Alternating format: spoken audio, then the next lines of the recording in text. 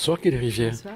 Écoutez, je viens d'assister à un spectacle. Bon, j'en connaissais pas ni les tenants ni les aboutissants. En tous les cas, je sors de là stupéfait.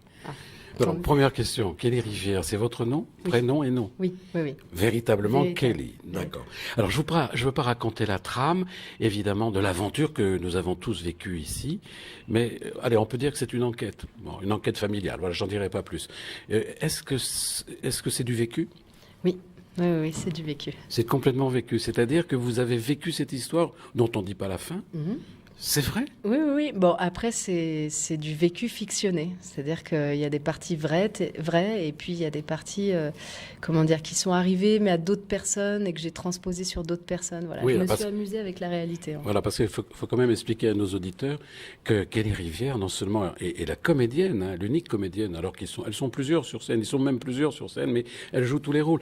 Allez, j'en dis pas plus, mais c'est elle qui a écrit le propos de ce soir. Et c'est sensationnel. J'invite vraiment nos auditeurs d'Avignon ou d'ailleurs à venir à Avignon cet été la voir, parce que ça se passe ici pendant tout l'été, dites-moi. Ça se passe ici à Artéfil du 6 au 27 juillet à 21h20 tous les soirs, sauf les 8, 15 et 22.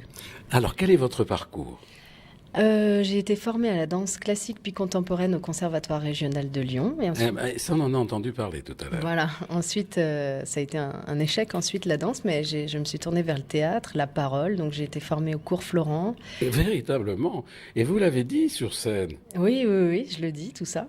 Et puis aussi à la traduction à côté, étant donné que j'ai des origines anglaises, je traduis des pièces de théâtre de l'anglais vers le français. Alors écoutez, il y a quelque chose d'extraordinaire, c'est que vous vivez non seulement tous les personnages de l'extérieur, mais également de l'intérieur. Hein. On ressent beaucoup d'émotions avec vous.